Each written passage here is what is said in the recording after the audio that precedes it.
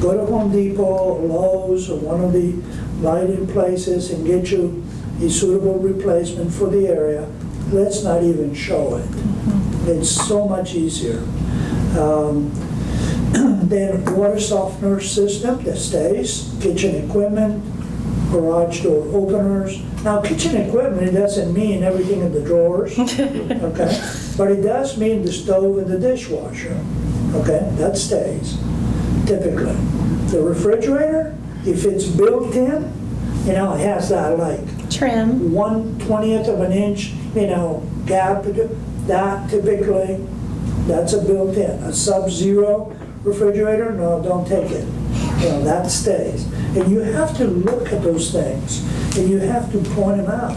Sometimes you have to ask. Sometimes you see that the kitchen looks just perfect, you know? And I like to ask the question, is the refrigerator going to be, you know, going with the house? And typically, how do you think that gets answered? What do you think? And my answer is always the same. If it looks good, you know, I would say, you know, it looks so great, I wouldn't touch a thing in there. You know, buy you a brand new refrigerator as a reward for selling your home. You know, that looks just great.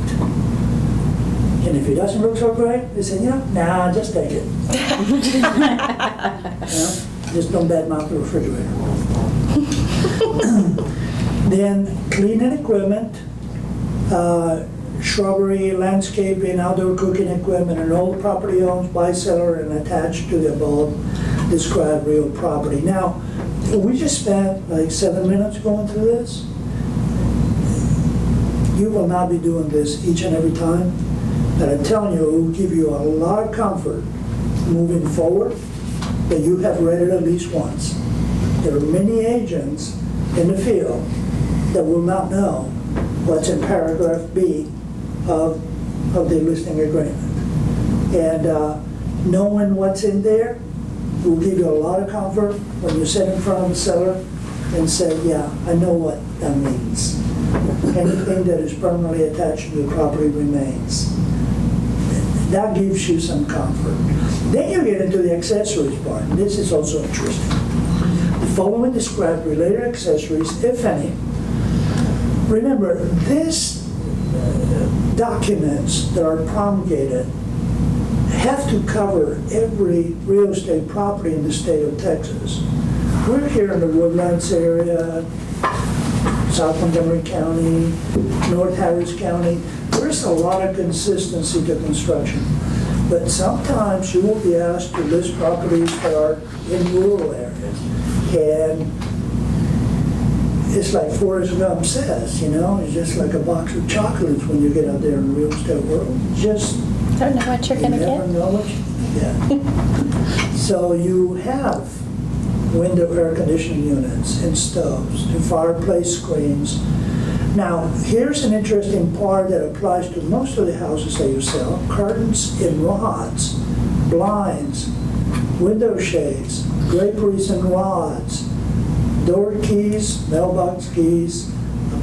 So that part right there, the curtain rods and blinds and window shades and draperies and rods, that's a very sensitive issue for ladies. Sometimes they have spent tens of thousands of dollars and those beautiful fabrics that God knows where they got them, and they sometimes look great. Sometimes they don't look so great. So you have to be very diplomatic, and you have to sometimes hold back and not to really express how you feel about, you know, their taste and decor. Sometimes you want to encourage them to do something different than what's in here, you know? And so you have to be very diplomatic. But keep in mind, it's not what you like, it's what most of the buyers tend to like. Always keep in mind that this is not a personal thing for us. We have to evaluate real estate property and condition in a manner and that we have learned from our clients, not from our personal taste, to what most people want. And we give opinion and advice based on that experience. And the very beginning is a little more difficult because you don't have a lot of points of reference. But it will not take long. 8 or 10 clients that you have shown homes to will become very consistent in expressing their choices and feedback to you. And so you say things like, you never personalize it to you. You say, I don't like that. Or you say, well, Mr. and Mrs. Sellers, what I know is what I hear from my clients, and I can share with you that most buyers these days, because changes occur over time, remember wallpaper, remember harvest green or harvest gold, and Green toilets. all those stuff, right? Shag carpets, and I know most of you are not old enough to have experienced those, but there are some houses that you will go out and see that still have that pastel wallpaper all over kitchens and 70s look. bathrooms, and so you have to hold back. What I know is that these days, most buyers do not prefer wallpapers in their environments. Thanks to that. I just kind of have a side question. It's not necessarily about this. If you go to a home and it's so crazy in the appearance, would you decline the listing? If you're like this, in your head, you're like, I don't know what they're going to do with this. And so everybody's in a different place. Mm-hmm. Okay? What are you? You are an entrepreneur. You are a sole proprietor. Mm-hmm. You are an independent contractor. You have to make decisions sometimes based on to what extent you can provide service. Okay? If you feel ever that you come to a property that you do not feel comfortable with, or I'll even go one point further. After meeting these people, hearing their questions, okay, and comments, you know that it's all about chemistry sometimes. And you come to the realization that this is not something that I'm going to feel very comfortable with. You may have to, say things like, I don't feel comfortable with the situation. I think that someone else could perhaps help you in a better service, your needs in a better way. You always have the right to pull the eject button, or the eject cord. You can be very polite. Best case scenario, we are in a beautiful business, a get-rich business, right? So sometimes we have lemons and we have to make lemonade. Sometimes you may want to refer some of this business instead of firing them right there on the spot. It may not be right for you, the property, the client, whatever, but somebody else may not mind dealing with them. There are personalities sometimes that get in the way. There are people that you have to coach, that you have to train, that you have to take by the hand. Because even though you know what they want or what they're telling you they want, it's so out there, you feel that they're giving you an opportunity to do something with this real estate property. This is the business that you're in. You could probably guide them. I can give you an example that I'm going through right now. A person who is very much in love with the property that he owns, and I knew it was going to be a process. I knew that I could not throw a bucket of ice water on him at the listing presentation. I knew that I was going to have to demonstrate to him, not just from my experience and opinions, but rather allowing him to listen to what the feedback is consistently from other consumers. And now he's coming to the realization that, hey, this is real. If I don't do some of these things, I'm gonna own this place for the long run. I'm gonna lose a lot of money. So sometimes because a property is not perfect for you, or a client may not be in the right state of mind for you at that point, you have to make a decision. Is this someone that I can mold? Is this someone that I can train? Is this someone that I can coach? That I can provide advice and opinion? But it's all about trust, right? Just like in any relationship. And so I assure you that sometimes the decision that you have to make is not if you feel comfortable at that point, but is this something that you're going to be able to handle without distracting the rest of your business? Because this is one opportunity. There are many opportunities out there. But if this opportunity is going to consume 25% of your time, then I assure you that you may have to reevaluate your opportunity right here. Does that make sense? All right. This is probably the most time-consuming part of the whole 8 pages, and it is very important that we go through this so that you understand how to address these questions, because I can assure you 90% of the questions come out of page 1. Well, no, let me rephrase that. 70% of the questions come out of page 1. Page 2 is probably responsible for the rest. We'll get there in a minute. Accessories, we'll finish up with pool equipment and maintenance accessories, artificial fire logs. You know what artificial fire logs are, right? Usually they're gas supply logs that are connected. Some people are tempted to take them sometimes. Make sure that you express to them in the very beginning that that is to remain there. And you can be very clever. Sometimes after seeing the property, you can keep in mind those things that tend to be landmines later in the process, and then in passing you can actually mention them, particularly given the personality traits of the individuals. People who are very much enamored with their homes will point out to you the things that they care very much about. They always express it in the form of, we spend so much money here, we have invested so much money there, we just love this, we just hate to leave this behind. You know, and so you have to read between the lines and make mental notes, because when you address this, now you bring those items up.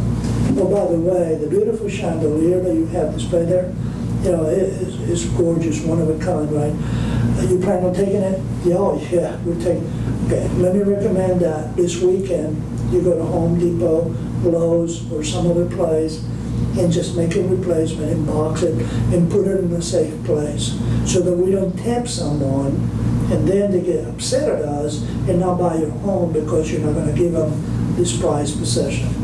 Or the gas logs that provide so much environment for you that you just love, or that built-in aquarium, you know, and your beautiful fish, you know, that you have had for the last 4 years, and your children just love and cannot part from.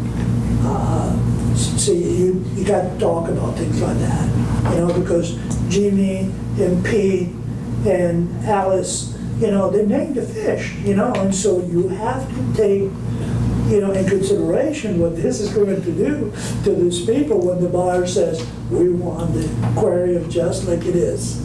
You know, so you prepare yourself for this. Fish included, huh? Fish included, huh? That's right. Okay. All right, so now, I don't want you to get hung up here on letter D, which is exclusions, because I'm going to make your life a lot easier at the end of this presentation. I'm going to give you something that is going to help you a lot. I've learned this over time. So in the exclusions, I typically put things like refrigerator, you know, sometimes just to make it very, very, very clear that the refrigerator is not staying, okay? In the washer and dryer, yes, she just spent $2,800 on that washer and dryer for the new home that they're building, the beautiful racing car red or apparel, you know, some of these washers and dryers are like, oh my God, you know, I'm just like, you know, my entire kitchen does not cost as much as those things, but, you know, they have all these sensors and suiting music, now they're programmable. They still can't fold it for you. Somebody showed me one the other day that they can control with their iPhone, you know, just like, Oh, that's awesome. anyway, so the exclusions parts, we will come back to, but I generally will put those things that are items that sometimes the chandelier that is hanging in the dining room, they say that they're gonna replace it this weekend. Guess what? They wait till last Sometimes they minute. don't. It's in there. Okay. Now remember this. It's in the listing agreement, right?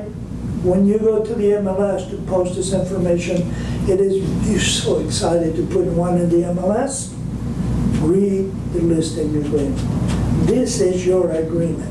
It's not the MLS. You got to put the information in the MLS that comes from here. Sometimes we try to do it by memory. It doesn't work. Not every time. Not after you have 4 or 5 listings. So you put the exclusions in the MLS. Yeah. Okay. So put everything that it's in this contract in the MLS. They will be very, very upset at you. And guess what? It could cost you your entire commission or more. Owners Association. Here is just something that is pertinent for our area mostly. Do you know anything about the Woodlands Homeowner Association? Yes or no? Who votes? Who says that it's in a homeowner association? Who says it is? Other than I get in trouble with mine. That's fine. I don't want to put anybody on the spot. Okay. The answer is that in the Woodlands, there are deep restrictions, but we no longer have a mandatory membership to the homeowner association because guess what? It's part of the taxes already. So you don't have a choice.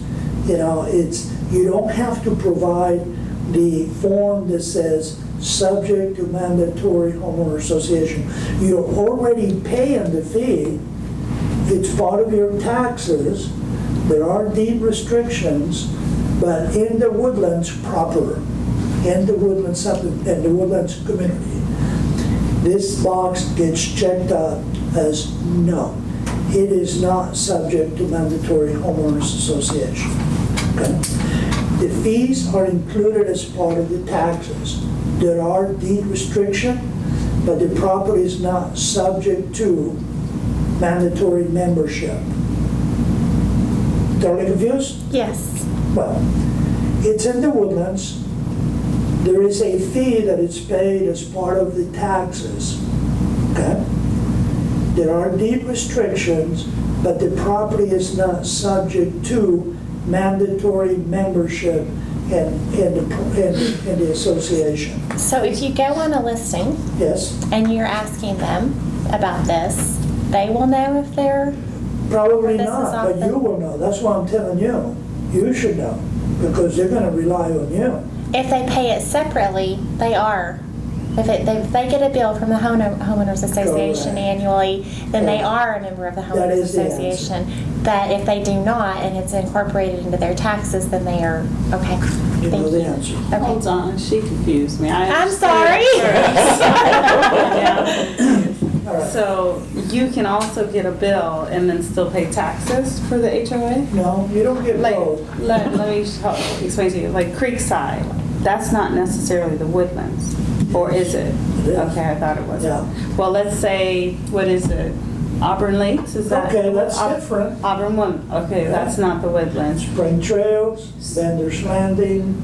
So they have a HOA probably over there. You have to ask, do you I'm just pay- saying as an example of what she just Right, said. Let's you say, asked the question, do you pay a homeowner's, trust me, Mhm. it's significant. They pay probably on the average $600 to $1,200 a year. They will know Okay. if they pay an HOA.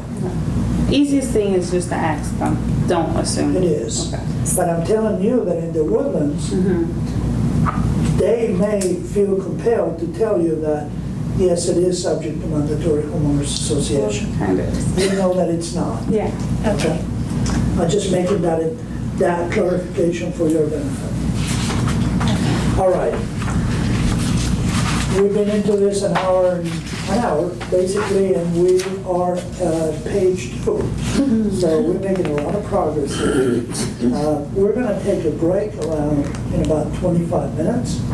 So if anybody needs to do so before then, let me know and we'll stop that. Otherwise, I keep on going. Okay. Every page of this residential listing agreement, you will see that has at the top of the page, it has a space for the property. Now, in the old days, we had to remember to put the address in each and every form. These days, most of us use zip forms. That field gets auto-populated. I felt that it may be, given our audience today, and the fact that we're so excited about getting you going in the right direction from the very beginning, it may be a good exercise to incorporate some additional training for zip forms and DocuSign as part of this. I don't want to mix the two today because I just want to get through with the topic at hand, the listing agreement. So I would encourage you to maybe, if you got time Wednesday, we could probably set something up for tomorrow. And that we can visit this form again in a zip form environment. Would that be good? Yes, please. Gloria, you okay with that? I think Wednesday's it. Oh, we Thing have in the that thing morning. tomorrow. Oh. But And you then know the what? meeting- What do we have tomorrow? We could cancel that though if we need What? I to. don't want to interfere. We can do this. It's a hard Brunch at brunch the country thing. club, We were just trying to be involved. Oh, that's and fine. then 1 But- o'clock is a meeting, and then We pictures, I have think, pictures tomorrow Wednesday. Yeah, afternoon. no problem. We can do Is that it. for HAR, the pictures, or is that for I reading? don't This is know. for Remax for our office here, which Dana sent out an email about that. You get that. But, We can make this at a time that is convenient. Okay, It's only yeah. 3 of you. yes, I'd rather visit it at a time that Okay. is good for everybody. Thursday, Friday? Thursday I cannot during Friday I have a 11:30 class. and 1, but I can do it. Okay. Yeah, my goal is for you to feel comfortable with the elementary portions of what will prepare you to go out there and do some business. So the sooner the better, Mhm. you know. It's That's what I'm priority, saying. really. Two, I would rather feel comfortable with the zip forms Yeah. rather than the, I mean, Yeah, me I think too. that's important, but So, okay, so I take that as a consensus that yes, it will Yes. be. Tomorrow, I know I won't be No here. problem, it doesn't matter. We'll do it at a time that Okay. all 3 of you can be Okay. available, Okay. and we can do it right here. And, you know, I want everybody to feel comfortable. Dee Dee did not get the email about the photographs tomorrow. What time is that? 2. Oh, 2 o'clock. Yeah. What kind of picture are they? I think it's a group photo, isn't it? No, actually, it's an individual photo that is Okay. going to be placed on the monitor. in Yeah, the they're lobby. updating the. Yeah, so we'd like to include you. So, I just won't be in town. oh, you will not? No, Ah. I'll be out of town Wednesday. I'll be back Friday morning in the office, but I'll be Okay. in town All tomorrow. right, so the only thing that we don't want on the monitor is glamour shots. And I'm afraid that it, No, it'll be a glamour shot. I actually was gonna do it until I saw the other pictures. I was teasing Dee Dee. We also don't want photos with the iPhone. you know. No. No, the idea is to have consistency. Uh-huh. And so we have a setting that everybody. Can I just go to the photographer that you guys utilize? And I'll just. No, not really, it's not that complicated. Oh, okay. Yeah, we can, we could probably do a pretty good job if we take a photo with a camera at some other time. So let that not be a worry to you. Okay. We will include you in the presentation. Okay. So don't sweat it. But we do want to include you. Okay, awesome. Yeah. All right, here's a very important part on page 2, the listing price. Okay. Now, listen to that, or read the very first sentence. Says, the seller instructs the broker to market the property at the following price. That cannot be blank. That has to be filled in. All of this information should be complete. But the price is incredibly important. You cannot wait, and the tendency is on the sellers, I'm chewing on this one still. I don't know if it's gonna be 194 or 237. Wait, no, let's resolve that issue.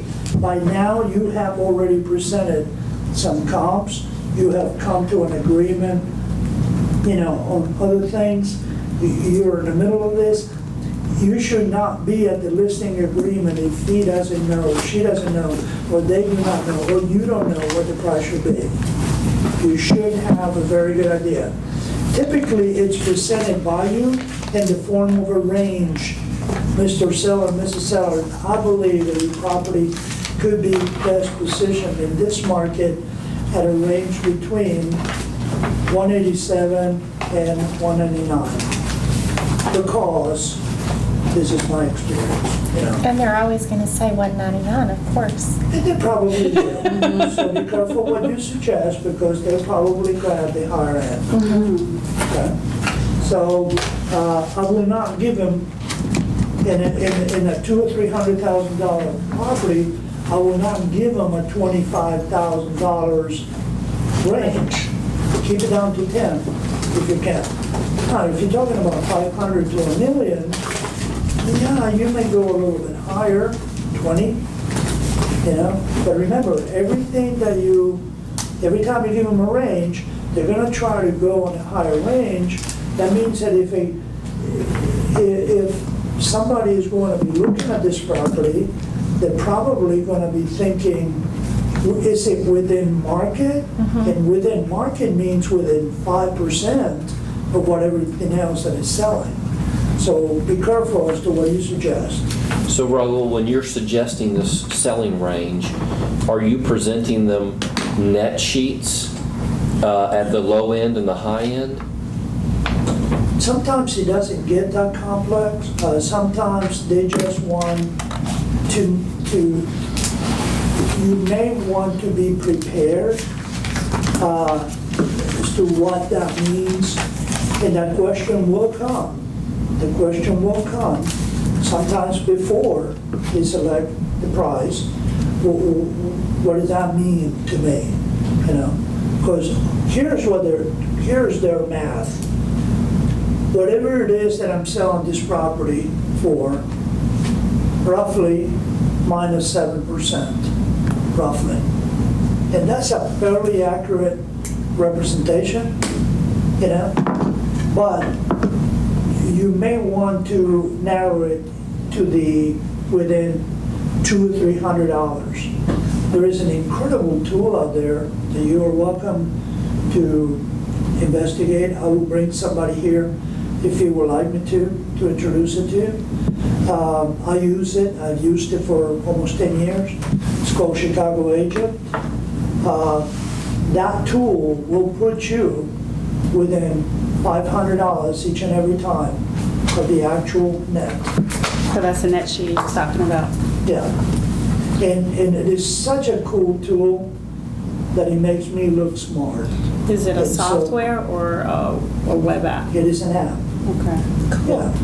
It's called Chicago Agent. Is that provided by Chicago Title? Actually, you can purchase it a very, very nominal fee, yes. Chicago Title produced it, and they have perfected. It breaks down all closing costs.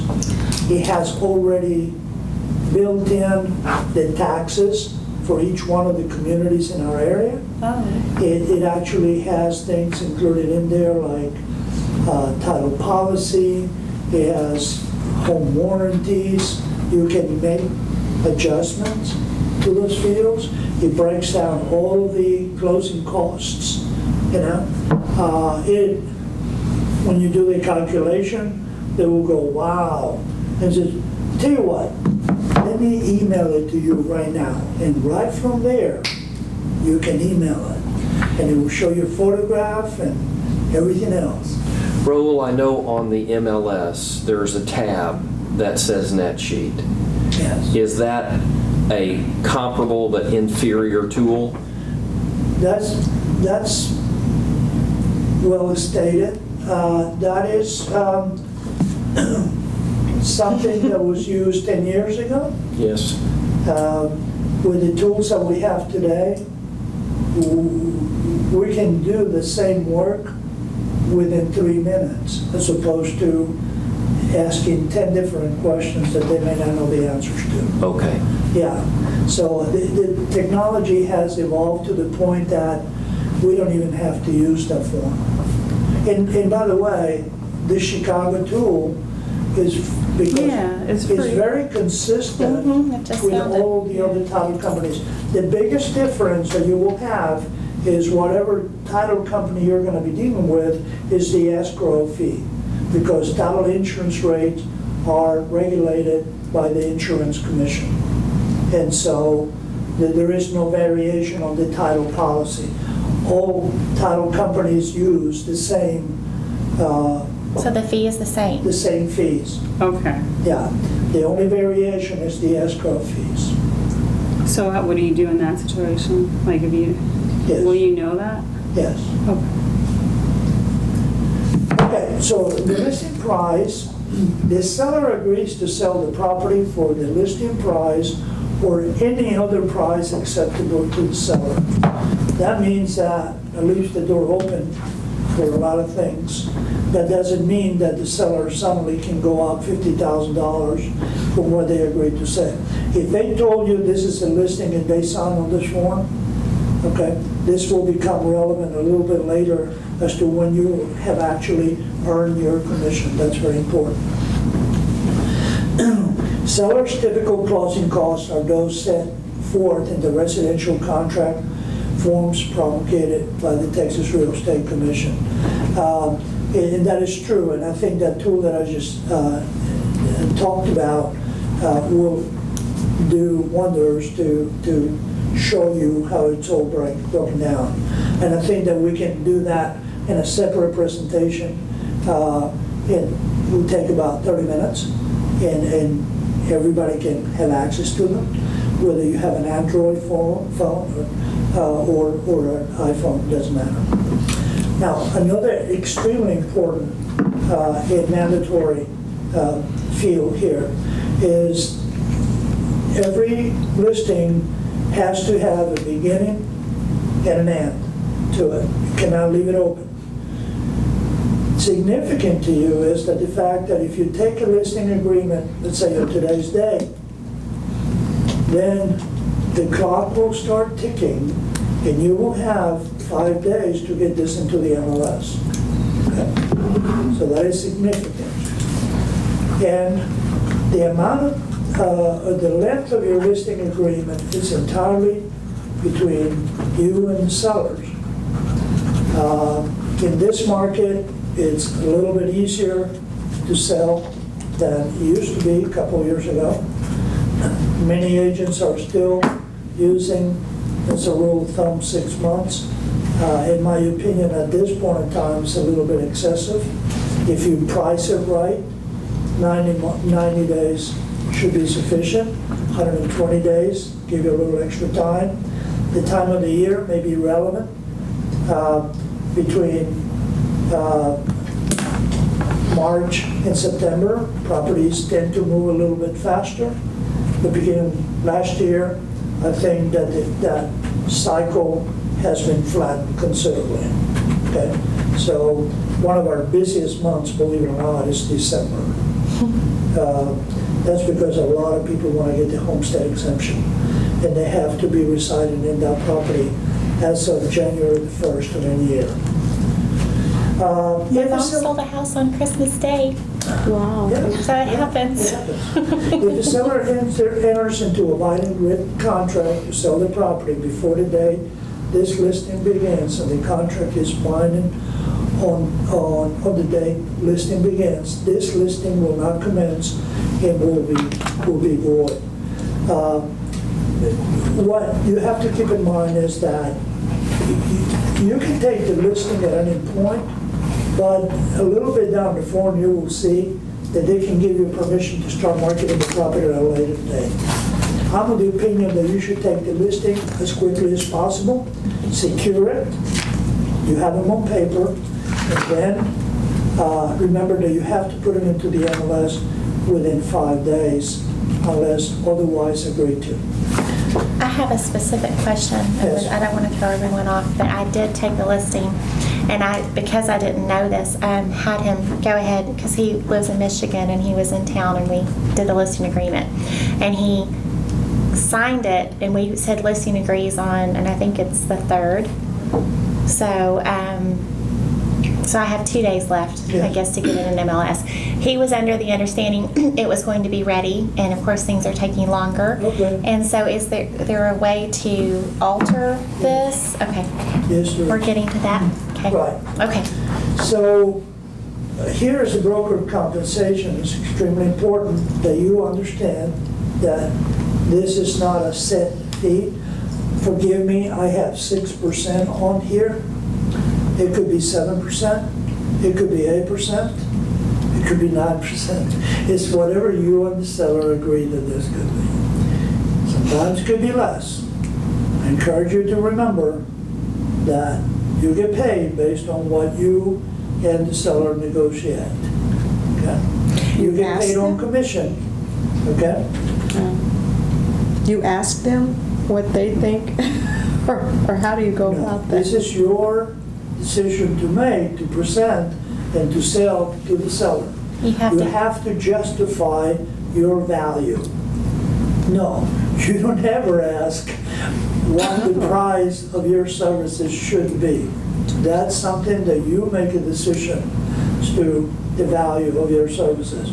I'm telling you that because it is negotiable, we can never say our fees are set at whatever. I can say my fee. My